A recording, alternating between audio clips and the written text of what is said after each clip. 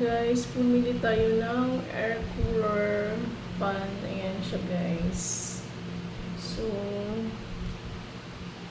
ayan. Kasi yung binili natin sa Lazada guys, hindi lumalamig. Ito siya maganda guys. So, ito yung ano niya. Ayan yung likod niya guys. Tapos, ito yung lagayan ng ayan. Wait lang guys. Ayan siya guys, yung water. So, mahirap siya alhin guys. At saka may ice siya. So, ayan guys. Buksan natin ito. Hindi lang kasi. May guys. Ayan guys, nalusaw na yung ice niya. Pero malamig pa rin siya. So, ayan. Yung lagay ng ice. Ayan. Thank you Timothy Samo sa pagbili sa amin ito.